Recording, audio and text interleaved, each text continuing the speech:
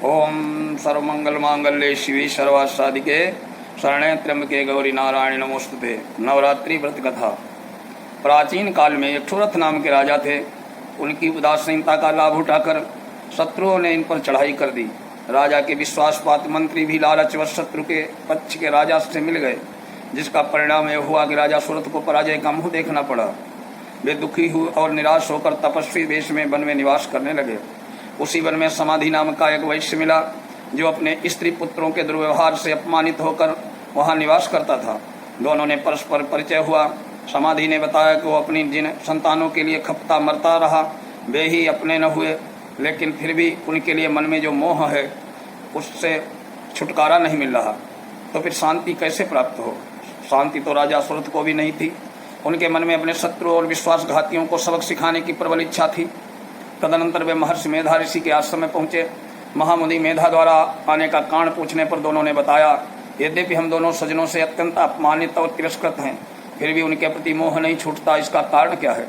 महर्षि मेधा ने उपदेश दिया, मन शक्ति के अधीन होता है और आदि शक्ति भगवती के दो रूप हैं, विद्या और अविद्या।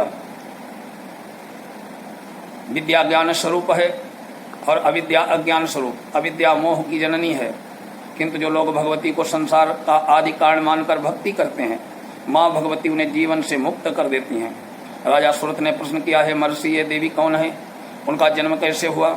महामुनि बोले, राजन, आप किस देवी के विषय में प्रश्न कर रहे हैं? वो नित्य स्वरूप तथा विश्वव्यापिनी है।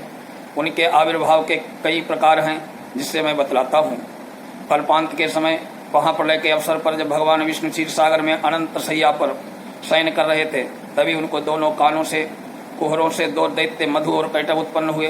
वे भगवान विष्णु की नाभि कमल से उत्पन्न हुए ब्रह्मा जी को मारने को दौड़े। उनके इस भयानक रूप को देखकर ब्रह्मा जी ने अनुमान लगाया कि भगवान विष्णु के सिवा मेरी कोई रक्षा नहीं कर सकता। किंतु विडम्बना ये थी कि भगवान विष्णु सो रहे थे। तब उन्होंने विष्णु को जगाने हेतु उनके नयनों में निवास करने वाली योग निद्रा का स्तमन किया। परिणामतः तमोगुणाधिष्ठात्री देवी भगवान विष्णु के नेत्र, नासिका, मुख और हृदय से निकलकर ब्रह्मा जी के सामने खड़ी हो गई। योग निद्रा के निकलते ही भगवान विष्णु जाग उठे।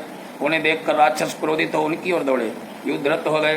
भगवान विष्णु और राक्षसों में 5000 वर्षों तक युद्ध हुआ। अंत में दोनों राक्षसों ने भगवान की वीरता से संतुष्ट होकर वर मांगने को कहा। भगवान बोले, यदि तुम वरदान देना ही चाहते हो तो यही वर दो कि तुम दोनों की मृत्यु मेरे ही हाथों पर हो। राक्षसों ने चारों ओर देखा तो योग माया के प्रभाव से वहां उन्हें चारों ओर जल ही जल दिखाई दिया।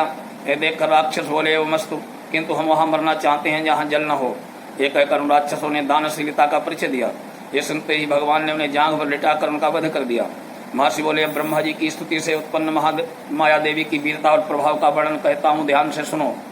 एक बार देवताओं ने के स्वामी इंद्र और दैत्यों के स्वामी महिषासुर में 100 वर्षों तक घोर संग्राम हुआ। इस संग्राम में महाराज इंद्र की पराजय हुई। महिषासुर इंद्रलोक का राजा बन बैठा। तब हारे हुए देवगण ब्रह्मा जी के नेतृत्व में भगवान शंकर और विष्णु जी के पास गए। बड़े ही कातर भाव से अपनी पराजय और असुरों के अत्याचार की बात बताई। साथ ही अपना राज्य वापस पाने के लिए उनकी कृपा की स्तुति की। देवताओं की इस करुण पुकार और असुरों के अत्याचार की बात सुनकर विष्णु और शंकर जी को बहुत क्रोध आया। भगवान विष्णु के मुख और ब्रह्मा, शिव, रुद्र आदि के शरीर से एक ज्योति पुंज निकला, जिससे 10 दिशाएं जलने लगीं। अंत में यही तेज एक देवी के रूप में परिवर्तित हो गया। देवी ने सभी देवताओं से आयुध, शक्ति, आभूषण प्राप्त कर उच्च स्वर से अट्टहास युक्त गगनभेदी गर्जना की, जिससे पृथ्वी पर्वत डोलने लगे। संसार में हलचल मच गई। देवी की ऐसी गर्जना सुनकर महिषासुर चौकन्ना हुआ। दैत्य सेना का व्यूह बनाकर इस सिंहनाद की ओर दौड़ा। देवी की प्रभा के तीनों लोग आलोकित हो रहे थे। महिषासुर ने अपना समस्त बल छल छद्म में लगा दिया, परंतु देवी के सामने उसकी एक न चली। अंत में वो देवी के हाथों मारा गया। आगे चलकर यही देवी शुंभ और निशुंभ नामक असुरों का वध करने के लिए गौरी के रूप शरीर में उत्पन्न हुई। उस समय देवी हिमाचल पर विचरण कर रही थी। जब शुंभ और निशुंभ के सेवकों ने उसे परम मनोहर धारण करने वाली भगवती को देखकर उनने शुंभ निशुंभ को सम्मुख जाकर कहा, महाराज, दुनिया में सभी रत्न आपके अधिकार में है। ऐसे ही एक स्त्री रत्न जो हमने हिमालय की पहाड़ियों पर देखा है।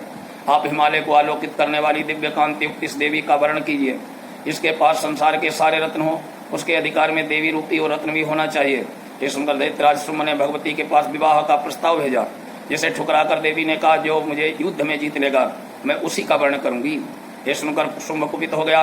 उसने अपने सेनापति धूम्रलोचन को उन्हें हठात पकड़ कर लाने का आदेश दिया। देवी ने हुंकार से उसे भस्म कर दिया। देवी के वाहन सिंह ने उसके साथ आए हुए दैत्यों को चीड़ फाड़ कर मौत के घाट उतार दिया। तत्पश्चात मदान्ध शुंभ ने इसी उद्देश्य से चंडमुंड को भेजा। चंडमुंड अपने साथ बड़ी विशाल सेना लेकर देवी की से युद्ध करने को चले। दैत्यों की सेना देखकर देवी विकराल रूप धारण करके उन पर टूट पड़ी। कुछ ही क्षणों में देवी ने उस असुर दैत्य सैन्य बल को रौंद डाला। हुम शब्द से साथ ही देवी ने चंड और मुंड को भी मौत की नींद सुला दिया।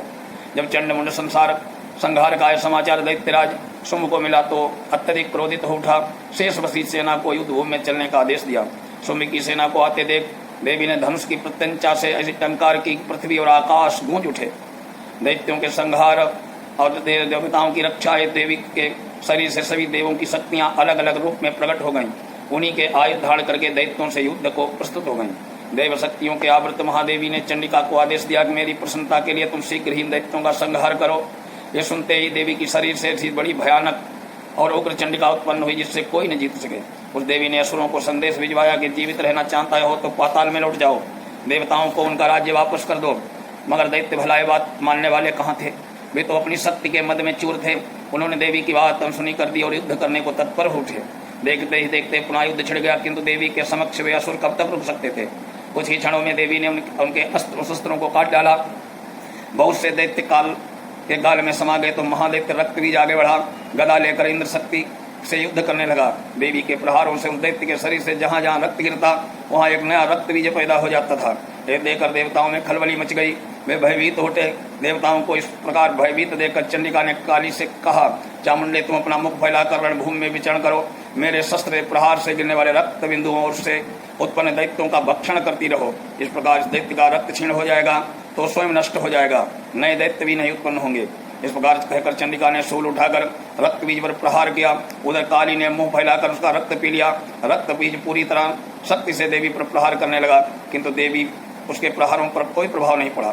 इस प्रकार देखते ही देखते देवी ने रक्त बीज का प्राणांत कर दिया। रक्त बीज की मृत्यु होते ही देवताओं में हर्ष की लहर दौड़ गई। हर्षित होकर वे नृत्य करते हुए देवी का गुणगान करने लगे। उधर रक्त बीज की मृत्यु का समाचार पाकर शुंभ निशुंभ क्रोध की सीमा न रही। वे बड़े बड़े बलि दैत्यों को लेकर देवी से युद्ध करने के लिए चल दिए, किंतु ही शीघ्र ही देवी ने इन दोनों का भी संहार कर दिया। सभी दैत्य मारे गए। सारे संसार में शांति व्याप्त हो गई। देवतागण हर्षित होकर देवी का गुणगान करने लगे। इन सब व्याख्यानों को सुनाकर मेधा ऋषि ने राधासुर और बणिक समाधि से देवी स्तवन की विधिवत व्याख्या की। उसके प्रभाव से दोनों एक नदी तट पर जाकर तपस्या में लीन हो गए। 3 वर्षों उपरांत दुर्गा ने प्रकट होकर दोनों को आशीर्वाद दिया। इस प्रकार बणिक सांसारिक मोह से मुक्त होकर आत्मचिंतन करने लग गया। राजा ने शत्रुओं को हराकर अपना खोया राज्य वैभव पुनः प्राप्त कर लिया। सर्वाबाधा विनिर्मुक्तो धन धान्य सुतानुतः मनुष्य मत प्रसादेन भविष्यति संशया। नवरात्रि की आरती है।